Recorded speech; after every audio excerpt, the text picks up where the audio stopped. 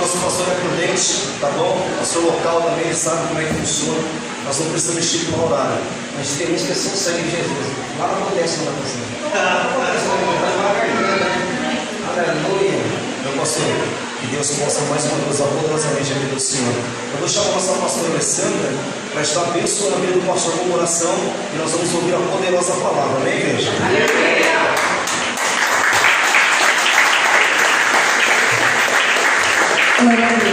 A paz do Senhor Jesus, amém? Amém. Aleluia. Estenda suas mãos para cá, vamos orar pelo servo do Senhor nessa noite, em nome de Jesus. Soberano Deus, eterno Pai, Senhor Jesus, Pai querido, Pai amado Deus, diante da Tua presença, Pai querido, apresentamos o Teu Filho, Pai, diante deste altar. Pai querido, Pai amado, Pai querido, queremos ouvir a Tua voz. Fala conosco, Pai querido, porque necessitamos Te ouvir. Mas fale conosco, não aquilo, Pai amado, que queremos ouvir, para que venha encher o nosso ego, não. Mas fala conosco aquilo que é necessário, para nos fortalecer na Tua presença. Usa Ele, Pai querido, como canal de bênção. Deixa, Pai amado, nosso espírito sensível para ouvir Tua palavra. Queremos ouvir o céu, porque estamos cansados de ouvir a terra. Queremos ouvir a Tua voz, porque estamos cansados de ouvir a voz do homem.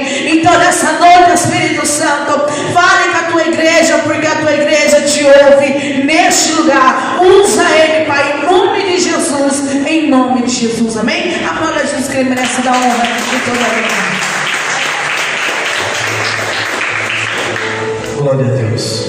Cumprimento os irmãos com a paz do Senhor Jesus. Amém. Glória a Deus. Por gentileza, abra sua Bíblia no livro, ou melhor, no Evangelho de Jesus, escrito por Marcos. Evangelho de Jesus, escrito por Marcos. O capítulo é o de número 1. Marcos, capítulo de número 1. Para que nós possamos meditar numa porção da palavra de Deus. Amém? Quantos irmãos procuram, né? Eu agradeço a Deus por esta rica oportunidade de poder ser canal de bênção, de poder ser um instrumento na mão do Senhor e de desfrutar desse privilégio que é falar das grandezas de Deus. Eu quero agradecer ao pastor Luiz, que nos fez o convite, né? Uma oportunidade riquíssima de estarmos aqui. Deus continue abençoando a vida do Senhor, a vida da sua esposa, a sua família, este ministério, todos os obreiros, todos os membros, todas as ovelhas, todas as famílias aqui representadas. Que Deus possa fazer prosperar todos os planos e projetos. Pastor Claudinei, Deus abençoe, grande amigo também. Pastora Maria, Deus abençoe. Pastora Patrícia está lá para dentro, né? Deus abençoe em nome de Jesus. Irmãos, é um privilégio estar aqui. Confesso aos irmãos que temos sempre vontade de estar cooperando com os irmãos, mas como o pastor já adiantou, nós também somos pastores, presidentes, pastores locais. Todas as vezes que a gente começa a planejar algo, parece que não é que Deus não permita que nós estejamos juntos, não é isso, mas é que a gente tem os mesmos trabalhos lá, às vezes cai no mesmo dia. E às vezes eu sempre falando com o pastor Claudinei, com o pastor Luiz, e a nossa vontade é de estar mais vezes com os irmãos, até porque é o que nos ensina a palavra, quão bom e quão suave é que os irmãos vivam em união, né? Mas por causa de força maior, às vezes não conseguimos estar aqui, mas aprove a Deus preparar esta oportunidade. Está comigo a minha esposa, minha rainha, minha princesa, meu amor, minha pedra preciosa, meu néctar, pedra do meu peitoral, meu rubi. Amém, irmãos? Deus abençoe a vida da minha esposa, também a minha filha que está lá dentro, a Tairi. Quem encontrou, diga amém. Amém. Glória a Deus. Evangelho de Jesus, escrito por Marcos, capítulo 1. Nós iremos fazer leitura do versículo 1 até o versículo de número 8. Amém? Está escrito assim: princípio do Evangelho de Jesus Cristo, Filho de Deus. Como está escrito no profeta Isaías: eis que eu envio o meu anjo ante a tua face, o qual preparará o teu caminho diante de ti. Voz do que clama no deserto: preparai o caminho do Senhor e endireitai as suas veredas. Apareceu João Batista no deserto e pregando o batismo de arrependimento para a remissão dos pecados. E toda a província da Judéia e de Jerusalém iam ter com ele, e todos eram batizados por ele no Rio Jordão, confessando os seus pecados. E João andava vestido de pelo de camelo e com um cinto de couro em redor dos seus lombos, e comia gafanhoto e mel silvestre, e pregava dizendo: após mim vem aquele que é mais forte do que eu, do qual não sou digno de, abaixando-me, desatar as correias das suas alparcas. Eu, em verdade, tenho-vos batizado com água. Ele, porém, vos batizará com o Espírito Santo. Quem pode dizer amém por isso, irmãos? Glória a Deus. Isso. Louve Jesus com palmas.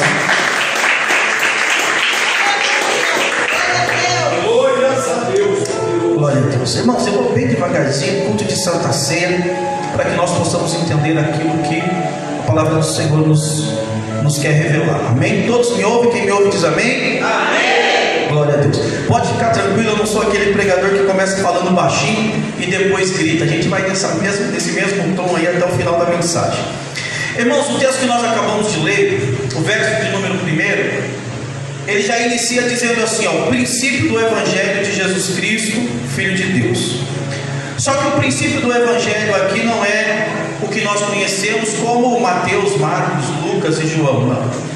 Esse princípio do Evangelho aqui é aquele mesmo Evangelho que Paulo, escrevendo a carta aos Gálatas, ele vai dizer que Deus revelou o princípio do Evangelho para Abraão. Depois você vê lá no capítulo 3 de Gálatas, houve um Evangelho que foi revelado a Abraão. Então o princípio do Evangelho aqui não é esse que nós conhecemos, mas o princípio do Evangelho que Marcos está fazendo menção é o Evangelho que foi anunciado para Abraão lá na antiga aliança.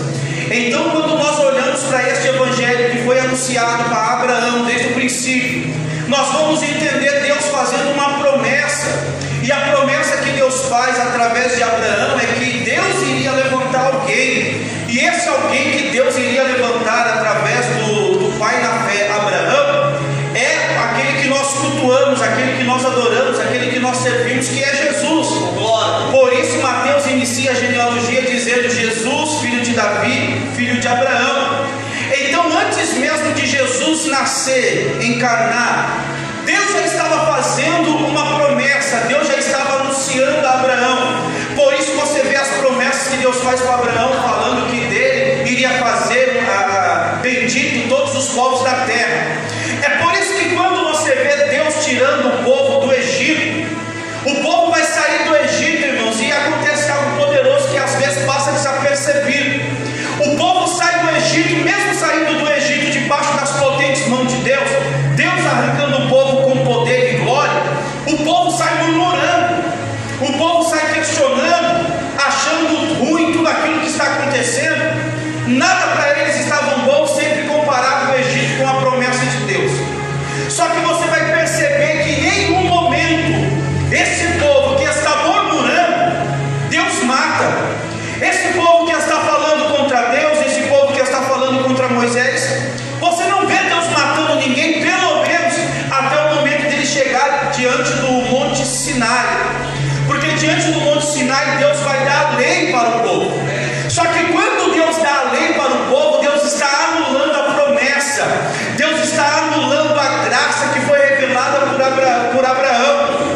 É verdade que quando nós falamos sobre a graça, nós achamos que a graça só é revelada no período que Jesus nasce, morre e ressuscita, mas não. A graça sempre existiu, irmãos.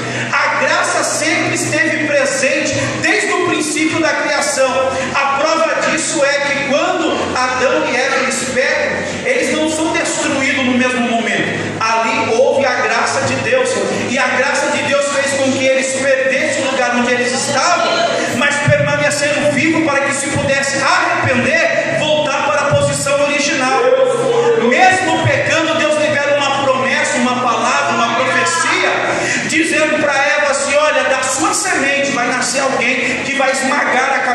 serpente. E isso é graça, irmãos, porque se isso não fosse graça, Deus já tinha acabado com o plano ali mesmo. Deus não tinha dado início a nada. Mas é verdade que em alguns momentos da história, como se nós pudéssemos imaginar uma pizza, um círculo, algum momento da história a graça se destaca. É como se alguém tirasse um pedaço da pizza, a graça se destaca para ficar em evidência, mas depois ela volta para que o círculo continue permanente. Por isso tem o período da graça que nós estamos vivendo, mas vai chegar um momento que a graça também vai acabar. Essa graça acaba, inicia a grande tribulação, mas depois vai voltar a graça na sua plenitude. Então vai ser revelada a plenitude da graça de Deus. Isso aqui é só para os irmãos entenderem. Então lá naquele momento em que Deus faz a promessa para Abraão, Deus revela a graça, Deus faz uma promessa.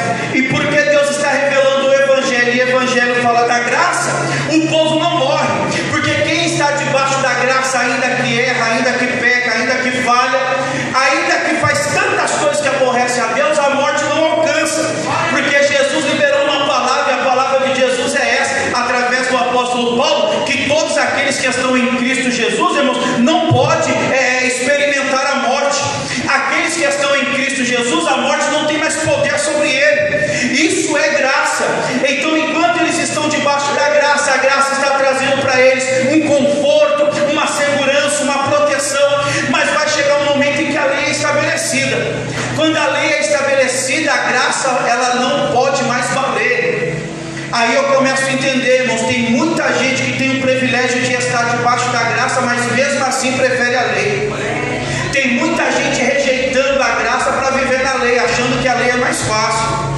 É por isso que Paulo escreve aos Gálatas dizendo assim: ó Gálatas insensatos, vocês começaram tão bem debaixo da graça, mas por que agora vocês estão querendo voltar para a lei? Estão querendo se circuncidar, estão querendo guardar o sábado, estão querendo se obter de algumas alimentação. A graça não é suficiente? Começou bem, mas quer terminar mal? Esquece-nos que a graça ela veio para poder preservar a nossa vida, mas a lei, pelo contrário, não. A lei veio para ceifar a vida, até porque a lei denuncia aquilo que nós somos, aquilo que nós estamos fazendo. Então, quando Marcos começa escrevendo no princípio do Evangelho de Jesus Cristo, Filho de Deus, está apontando para a graça que foi, para o Evangelho que foi revelado para Abraão, que também é um tipo de graça. Aí vai dizer assim no verso 2, como está escrito no profeta Isaías: eis que envio o meu anjo ente a tua face, o qual preparará o teu caminho diante de ti. Todo mundo acha, irmãos, que o Novo Testamento só tem revelação de Mateus até Apocalipse. É nada. Quer conhecer o Evangelho, quer conhecer o Novo Testamento, a graça, você precisa folhear o Antigo Testamento. Até porque eu aprendi, eu falo isso daí por onde eu tenho passado, irmãos. O Antigo Testamento, ele é o Novo Testamento oculto, e o Novo Testamento é o Antigo Testamento revelado. Não sei se os irmãos conseguiram entender. O Antigo Testamento é o Novo Testamento oculto, o Novo Testamento é o Antigo Testamento revelado. É por isso que você vê tantos profetas falando de Jesus, do Messias, daquele que iria vir para remir o seu povo e por aí mais. Então, quer conhecer de Evangelho, irmãos, precisa ler Zacarias, Obadias, Miqueias, Naum e por aí vai. Não é só o Novo Testamento que vai revelar Jesus, mas o Antigo Testamento, a primeira aliança, nos revela muita coisa acerca de Jesus.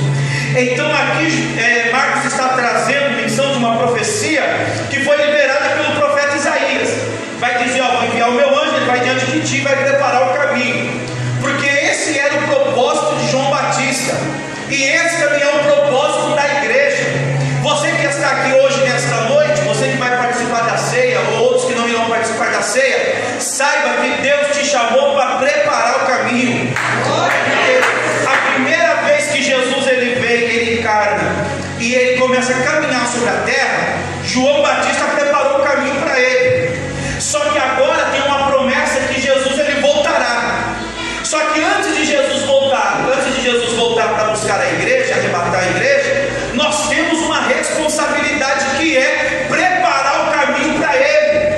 Então nós preparamos o caminho, não é só dentro da igreja, nós preparamos o caminho para Jesus no trabalho, na escola, na faculdade, no meio da família. No seio da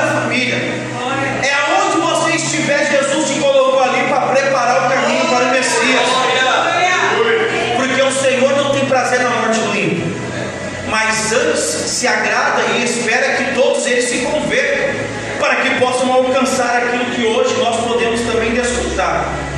Então João Batista, irmãos, ele vem para preparar o caminho. Só que João Batista, ele vem iniciando o seu ministério, dizendo que ele é uma voz do que clama no deserto.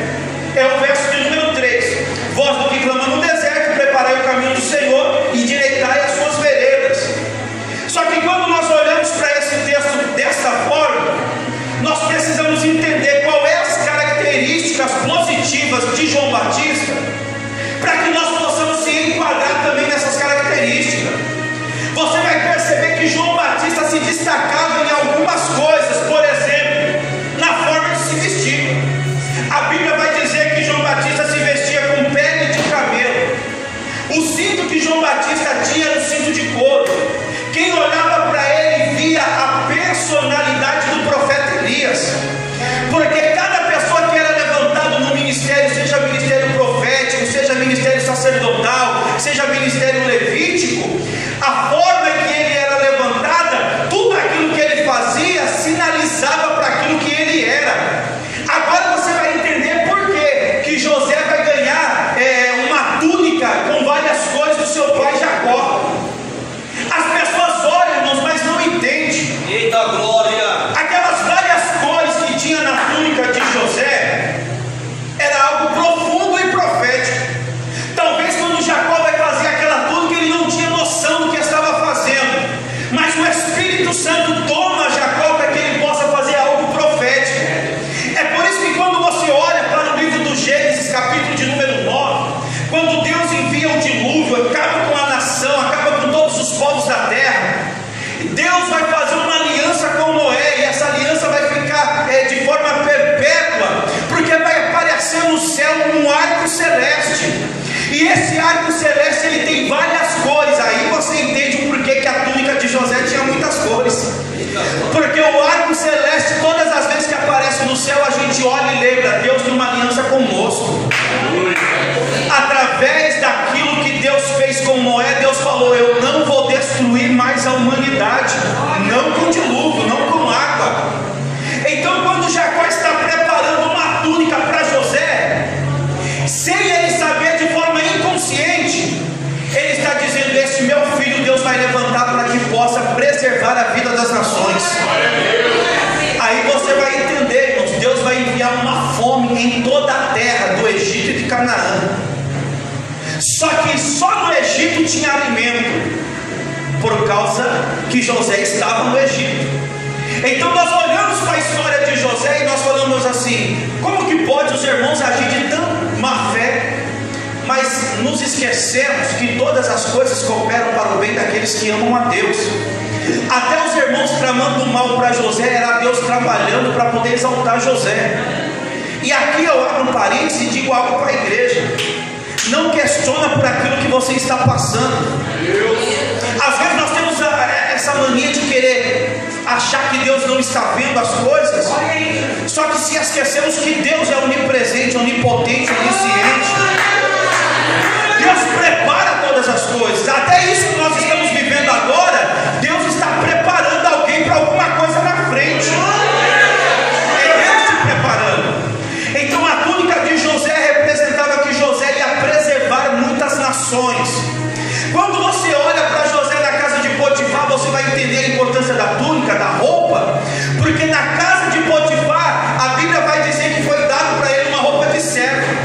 Então uma pessoa no momento está com uma roupa de servo, a roupa de servo está dizendo que ele está ali para servir. A túnica com muitas cores está dizendo: Deus vai levantar para preservar a nação. É por isso que quando Samuel está lá no templo, Ana vai de ano em ano levar uma roupa para Samuel, e a Bíblia diz que de ano em ano ela fazia uma veste para Samuel e ela acrescentava um pedaço de tecido, porque já apontava para o ministério, dizendo que Samuel iria crescer, não só na estatura, mas na graça e no conhecimento. Então, irmãos, aquilo que nós somos aqui, aquilo que as pessoas nos veem, isso é para o mundo um sinalizador. É por isso que você precisa saber se comportar aonde você está, não só na presença do pastor, porque o pastor, irmãos, é humano, é falho como eu e você. nem tudo nós sabemos, mas aquele que nos chamou para a grande e para a boa obra, a Bíblia diz que os teus olhos são como chamas de fogo, e é Ele que está depositando um grande valor em nós, porque sabe Deus, e não nós, que nós temos potencial. Se eu fosse escolher alguém daqui de dentro, eu seria falho, não escolheria ninguém. Mas Deus olhou do céu e falou: não, ali está reunido os rabiscos de Jacó, ali está reunido homens e mulheres e criança, homens que vão ser homens de Deus, mulheres que são mulheres de Deus, e criança que amanhã será um instrumento poderoso na mão do Senhor. Verso de número 4: apareceu João Batista no deserto, pregando o batismo do arrependimento para a remissão dos pecados.